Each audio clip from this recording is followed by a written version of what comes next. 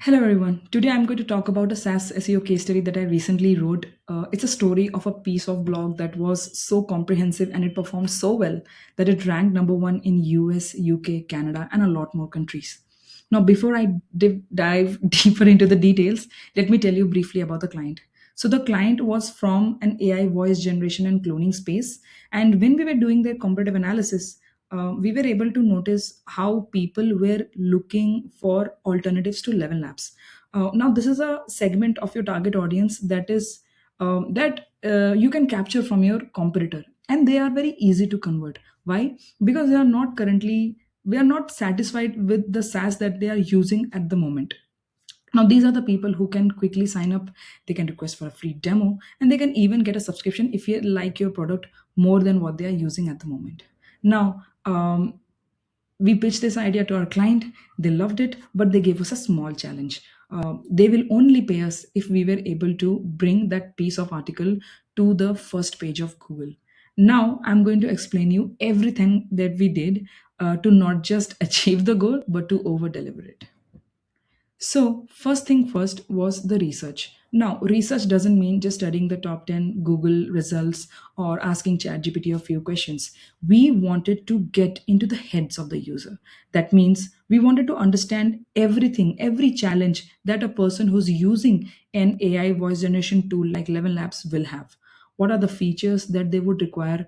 What are the use cases? What is the pricing that they are looking for?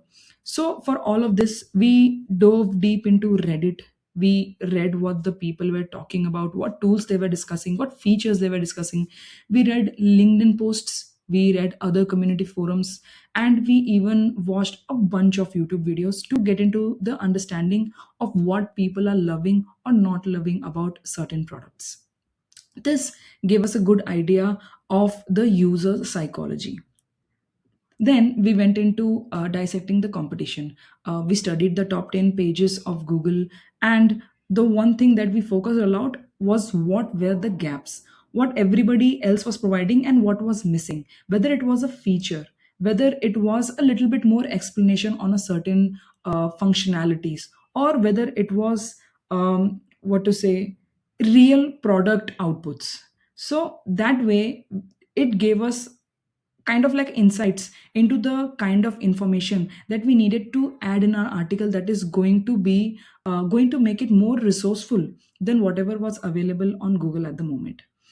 As step 3, we studied the SaaS landscape. We identified a total of 17 AI voice generation tools that were constantly being recommended by AI platforms and discussed in Reddit forums, LinkedIn, YouTube, and that gave us a comprehensive idea of what the top tools were.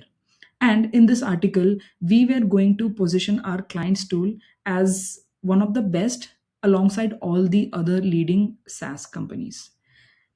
As step 4, we wanted to get our hands dirty. So Aditi Syal, my manager, came up with the craziest idea that we are going to sign up for each and every tool and we are going to use it ourselves. That way, we are not just writing based on what we read, we are writing based on what we experienced. So I signed up for all the 17 tools, tried all the features, even downloaded audio samples which were later embedded in the article. And for the tools that were not letting us download samples without a paid subscription, we hunted samples on YouTube and we added them in the article. This way, we were able to add a kind of resource in the article that literally no one else was adding. There were no pieces which were kind of giving the users a real experience into how those AI voice generation tools actually work. So we added 17 samples in the article. So whenever a person is reading about a particular tool, they can not just read the tool and the benefits and the other stuff, they can actually hear the audio quality of that platform. Now, this way, we were able to create such a comprehensive article that had, obviously, we wrote it with a very clear structure.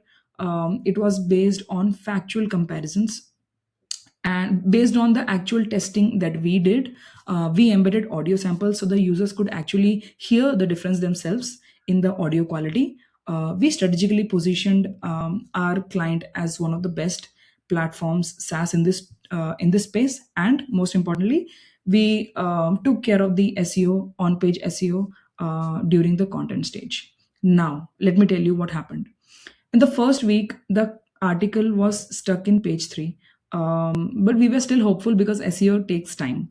By the time it was week three, we were still in page three.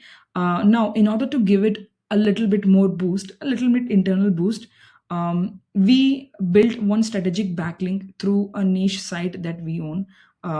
We created YouTube breakdown videos where we were able to link the blog in the description.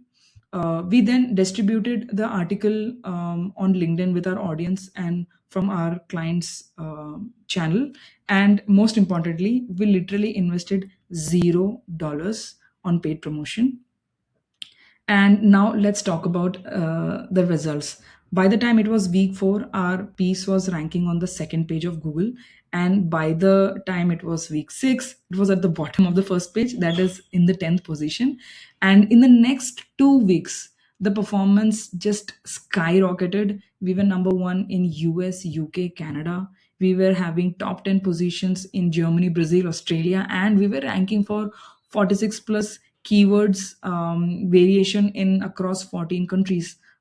You can see a small screenshot from Ahref here. Yes. So in the first month itself, the article got 94,000 impressions. We had 556 high intent clicks of people who are actually looking for Lemon Labs alternative and are ready to sign up, and they did as well. And below here is a screenshot from the Google Search Console regarding the impression and total links. Yeah. So bottom line is,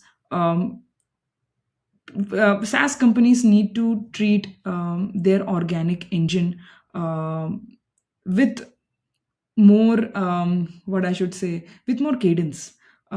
If you're running ads on your content, it's kind of like a rented traffic. The moment you stop paying for the ads, the traffic stops coming. But if you're creating organic content that is bringing you organic traffic, it's the traffic that you own.